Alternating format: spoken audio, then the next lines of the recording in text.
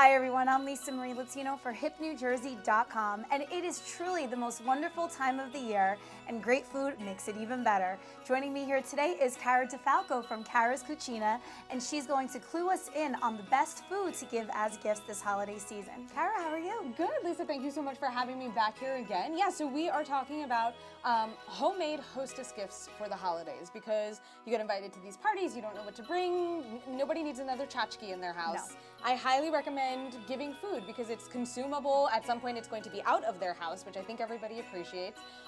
You can really make it special, you can really make it unique. And I think it's a really thoughtful gift because that's your time and your effort that went into that, you know? So you really put some thought and effort into your gift. And they're a lot of fun. So all of these things are some of my suggestions. These are all recipes at caradefalco.com. So the first one that we have is going to be our cardamom crumb cake. Or cardamom spice crumb cake. Really underused fall and winter spice. It goes really well with cinnamon and nutmeg and clove. It goes with all those things that we're familiar with. But again, not used quite as much.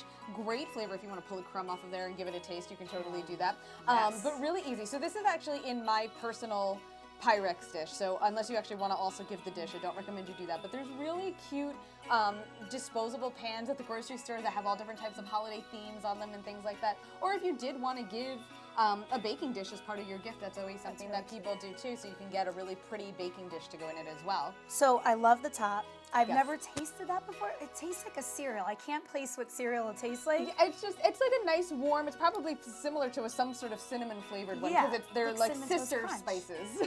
So and then what's the cake made of? And then the cake is just a really decadent cake. It's going to be, you know, butter and sugar, and lots of butter, sugar and flour, and all calorie free. Yes, of course, because all holiday gifts are calorie free. Hello. Yes. So this is a great recipe. It's on our website as well. Okay. Another option, and this is, you know, maybe for the more health conscious folks, is a jar of homemade granola.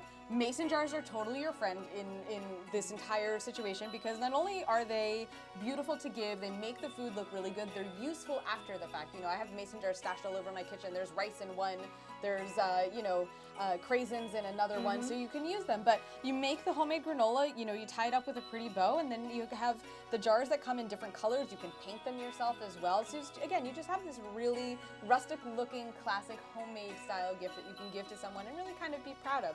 And again, don't mind if I do. Absolutely, yeah. So we have our cherry granola or our dark chocolate cherry granola alternate. So both of those are together on the website. Wow. So different options for you as well. So good too.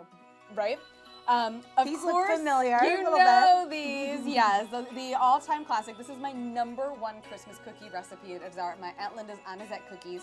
All Italian kids are familiar with these. They are a really basic cookie. The cookie itself is not especially sweet. It's the frosting or the icing that really does it for you. And finally, and I think this one is really fun because a lot of people might not think of this. I've done this before as a gift, where I have made a big pot of sauce or gravy, and you can argue with us about that in the comments. What do you say? I use them interchangeably. People say that to me all the time. They're like, well, what did you put on mashed potatoes? I was like, but we didn't. It was one or the other, so I get in trouble all the time. My rule of thumb is if it has meat in it, it's gravy. And then if it's just like this, it's sauce. It's sauce.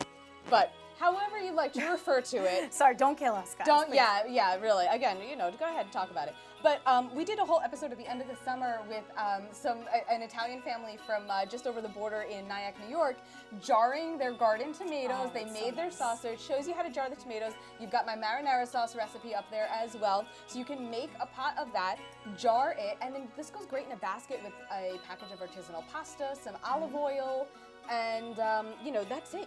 All right, awesome. Cara, thank you so much. We'll see you in the new year. Absolutely. And for more on everything holiday, visit hipnewjersey.com.